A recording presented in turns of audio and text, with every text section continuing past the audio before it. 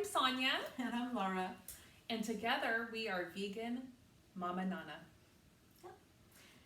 Today we're going to be making a mushroom gravy. It's very delicious. And you can put it over hash browns, mashed potatoes, just anywhere where you would think A of lentil loaf. Oh, yeah.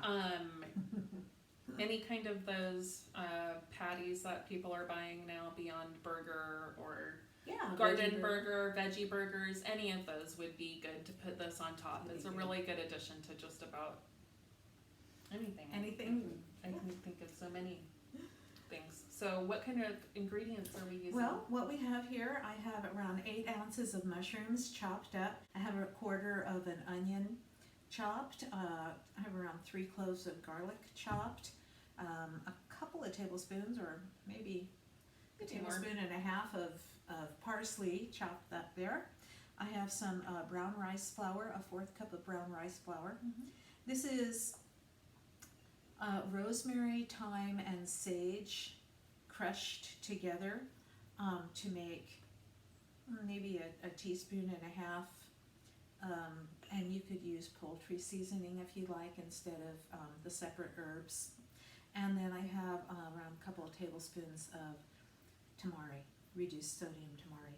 So I'm going to start by sauteing sauteing the onions, just like always, and sauteing them till they're translucent, and then we'll add the garlic and the parsley and the herbs and let them cook just for a couple minutes, and then we'll add the mushrooms and let them cook until their juices are released and actually evaporated, until they're cooked to your liking, really, before we add our water and flour. Mm-hmm. Okay. Okay, so let's get cooking.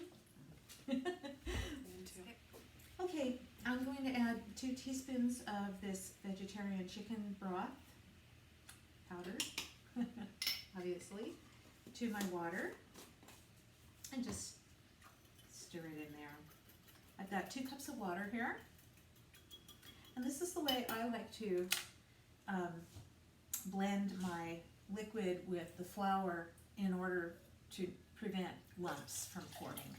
I put some water in here, well, it's broth now, and a 4th cup of the flour, and I just blend it so it just combines it really well. Sonia, why don't you do that?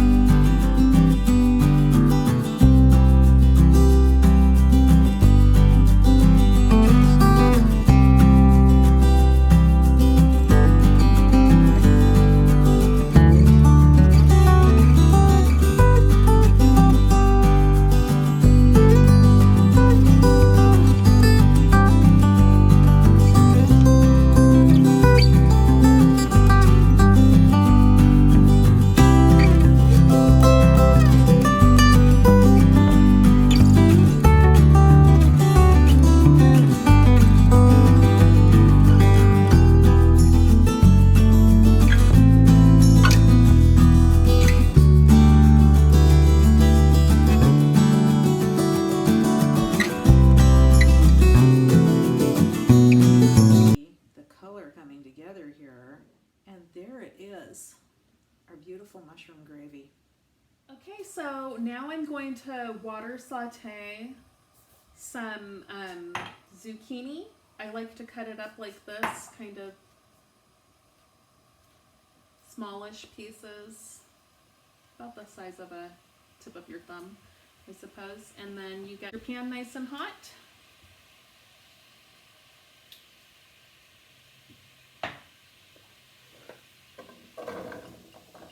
And we're going to water saute the zucchini.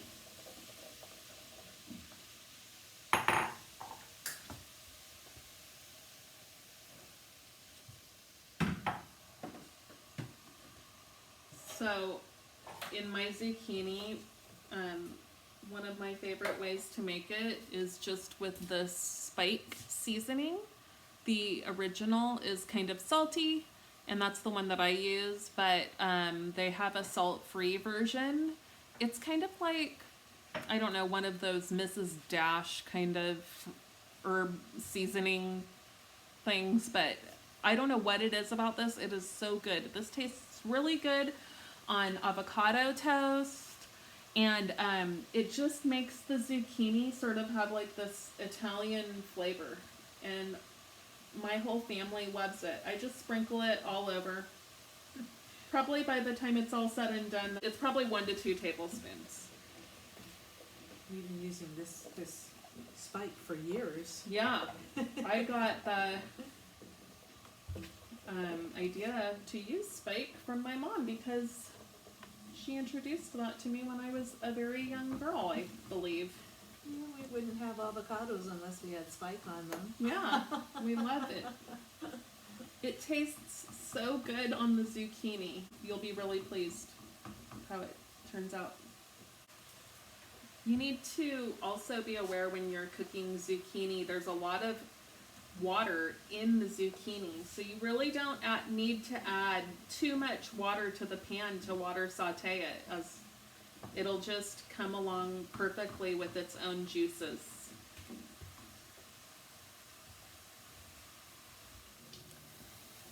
And that's just done perfectly right now. Not too soft, not too firm, just right.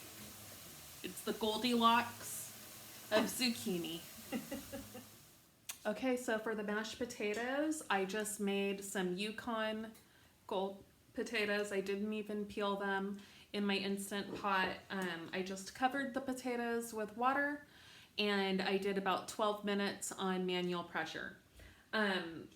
Reserve your fluid from the potatoes when they were cooking, just in case you need a little extra. But usually this comes out just fine. And I'm going to add this organic soy milk that I buy from Trader Joe's. Also, you can use a regular masher or you can use your immersion blender. I like to use the immersion blender because they get just really creamy.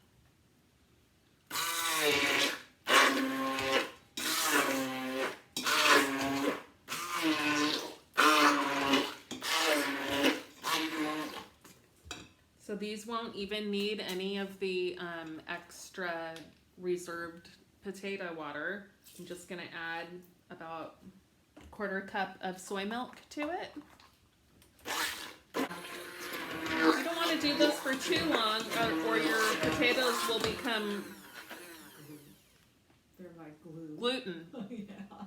You develop the gluten in Gelatinous. I don't know. What's the word for that? All right, our meal is complete. We have the mashed potatoes. I'm just going to scoop them out on the plate here. Yeah. It's so yummy and smooth. There's some, I like it with the immersion blender because you get a lot of smooth parts and then you also get some just potato in there, chunks of potato, and we just left the skins on, but yeah, that's just maybe a lazy way of doing it. It's an extra source of fiber and nutrients. Mom's gonna put the gravy on top. This gravy, I like lots of gravy. Smells amazing. I like a lot of gravy too. And then we have the zucchini. So you got a lot of vegetables on your plate.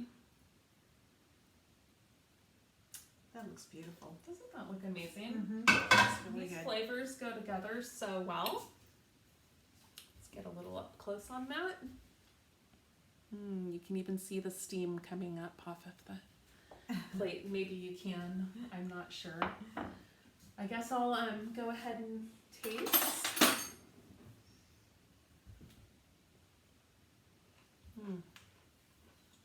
So good. Yum. You're gonna have I'm some for having dinner. it for dinner. I'm saving my appetite. Well, I'm just gonna dig in. Oh my gosh, that's amazing. Mashed potatoes and gravy. We're so lucky. We get to eat mashed potatoes and gravy. This is the great thing about whole food, plant-based, high carb, low fat, comfort foods. There's no fat in here. No added fat. No fat at all. Yeah. It's just perfect. So good. Nice. That's it for today. All right. We'll see you next time. Yes, and please don't forget to like and subscribe to our channel. And also, as always, our recipes will be below in the description. Right. All right. Goodbye. All right. Bye-bye.